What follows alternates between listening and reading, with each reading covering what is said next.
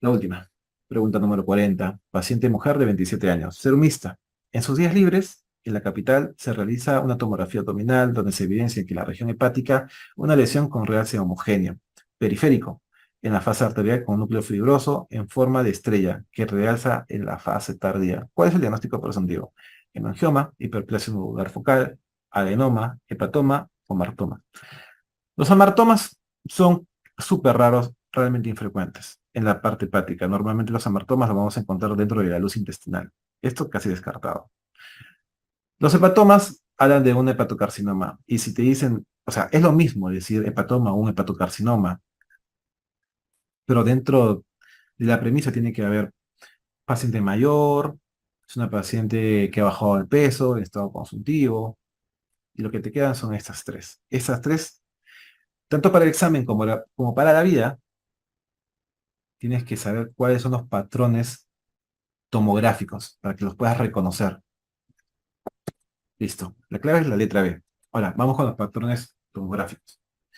Este esquema te va a ayudar un montón.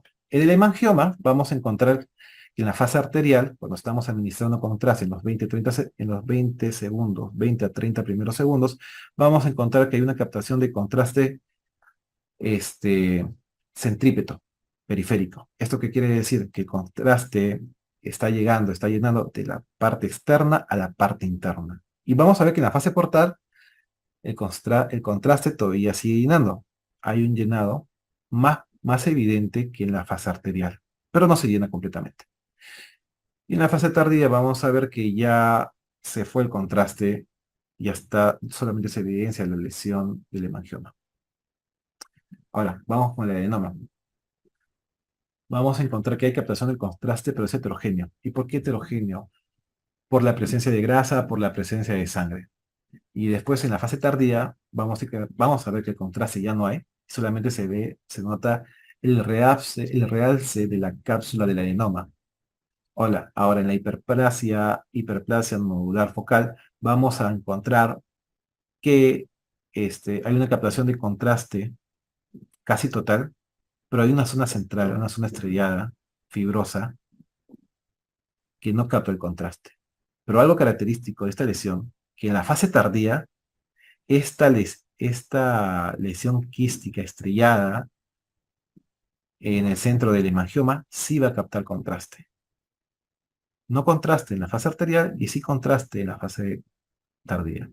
Listo. Este último patrón es el patrón que se describe en la pregunta. Cuando te dice,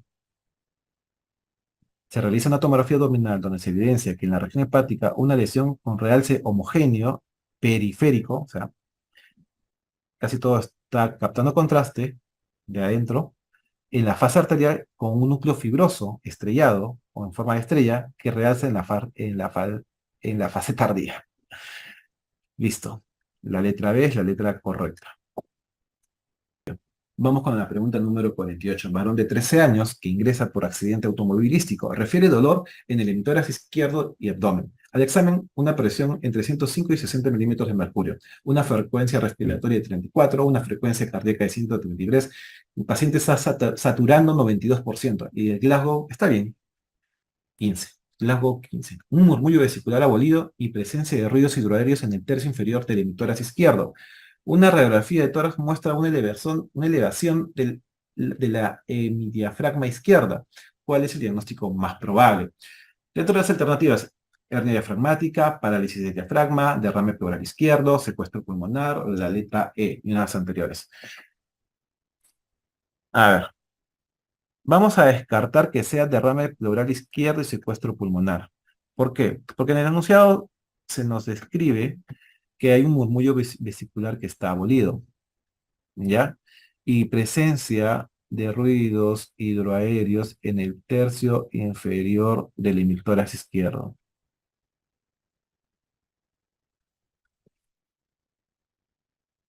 Listo. Hasta el murmullo vesicular abolido podemos estar pensando en un derrame pleural izquierdo o un secuestro pulmonar. Pero ojo, cuando ya nos hablan de que la presencia de ruidos hidroaéreos en el tercio inferior significa que hay intestino localizado en esta región del epítoras izquierdo. Entonces, descartamos la letra C y la letra D. Seguimos. Hernia diafragmática. Tanto la hernia diafragmática de Bogdalev como la hernia diafragmática de Morgagni, ambas son congénitas. Una pregunta, ¿cuál es más frecuente, la de Bogdalev o la de Morgagni? La de Bogdalev, en más de 90-92%. A ver, la parálisis diafragmática. Cuando hablemos de parálisis diafragmática,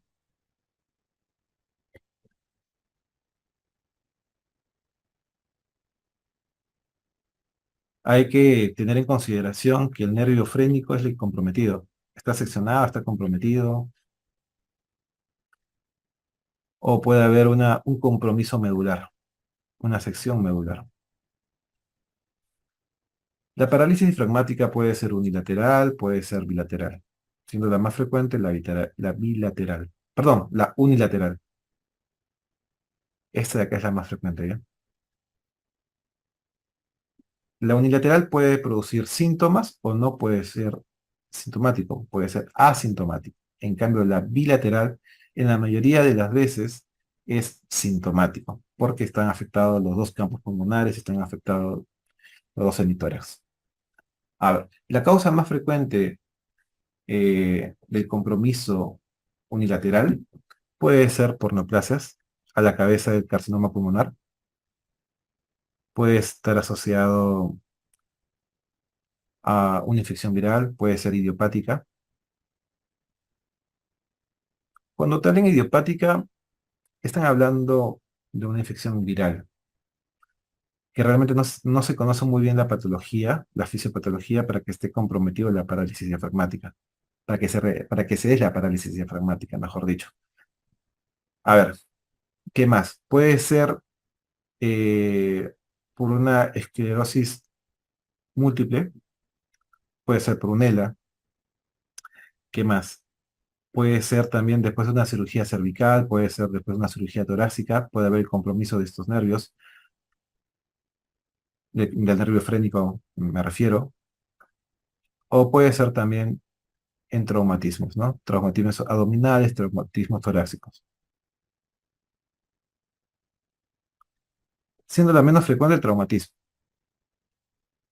pero siempre hay que tenerlo en consideración. Justo acá nos revela el cuadro de una persona que tiene una parálisis diafragmática. Vamos a ver que el diafragma no se va a poder expandir completamente. Normalmente está retraído. No hay una buena ampliación del pulmón comprometido. El diafragma se encuentra retraído, se encuentra elevado, lo que hace una presión negativa y por lo tanto los intestinos tienden a subir y ocupar esa región o esa zona que el diafragma ha dejado libre. Por eso vamos a ver la presencia de ruidos hidraéreos en el tercio inferior del emitor comprometido. Listo. Entonces acá estamos hablando de una parálisis diafragmática. ¿Cuál de las siguientes luxaciones se considera la más grave? Dentro de estas, la más grave es la rodilla. ¿Por qué? Porque después de reducir, en toda luxación vas a reducir. Puede ser con anestesia, con sedación, sin sedación. Pero después de reducir, uno tiene que examinar, tiene que evaluar el pulso popliteo. Esto lo examinas con a la palpación, con el ecodoppler, con la arteriografía. Pero lo más preocupante, perdón, lo recomendado es que todavía que se evalúe para ver la existencia de este pulso popliteo. Si no encontramos el pulso popliteo, preocúpate mucho. Lo más peligroso de todas estas luxaciones es la luxación de la rodilla, por el compromiso del pulso popliteo. Perdón, por el compromiso de la arteria poplitea.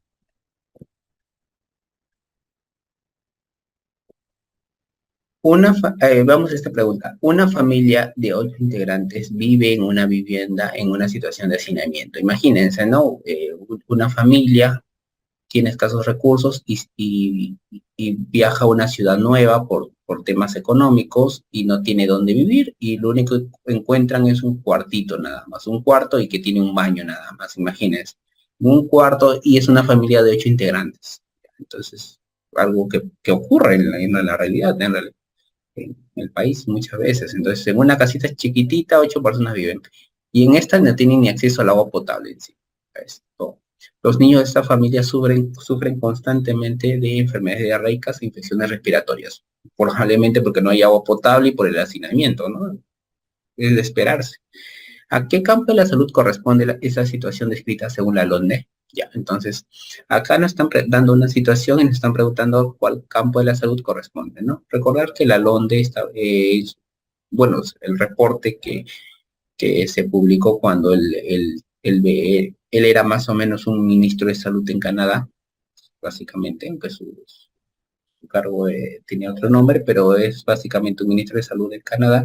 Se publicó ese reporte, ¿no? Un reporte de la LONDE muy conocido. Recordar cuáles son los, los, los campos de la salud o también llamados determinantes de la salud, que es lo mismo, ¿no? Determinantes de la salud. De la, los determinantes, ¿no? Y estos determinantes de la salud, ¿cuáles son? Recordar, ¿no? Tenemos, por ejemplo, el medio ambiente,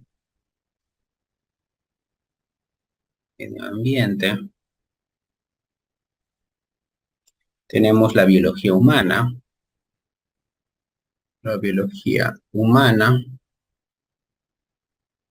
en la biología humana, ¿cuál es el siguiente estilo de vida, el estilo de vida y la organización de los servicios de salud, ¿no? De los servicios de salud. Esos son los determinantes de la salud. Bueno, ahora, el medio ambiente tiene que ver al entorno que está, al entorno que afecta, ¿no? Son todos los factores que afectan al entorno de la persona, ¿no? Ahora, este ambiente puede ser natural o social, ¿no? Ambiente natural o social, ¿no? Ese es el ambiente. Ahora, dentro del ambiente social, podemos encontrar varios factores. Uno de ellos es las condiciones de vivienda. Condiciones de la vivienda. ¿Ya? Entonces, esta situación, aquí estamos describiendo una situación en la cual la vivienda de esta familia tiene muchos problemas. Uno de ellos es que es bien pequeña, 8 personas en una casa pequeña donde hay hacinamiento, y encima no tienen agua potable, entonces aquí hay un problema de vivienda, el cual genera, que afecta a esta familia y genera enfermedades, ¿no? Como resultado, ¿no? Entonces, si se dan cuenta, todos los sectores en realidad están relacionados a la salud. Prácticamente todos los factores prácticamente están relacionados a la salud. Entonces aquí vemos que esta situación está relacionada a determinantes de la salud conocidos como medio ambiente. Por eso esa es la respuesta.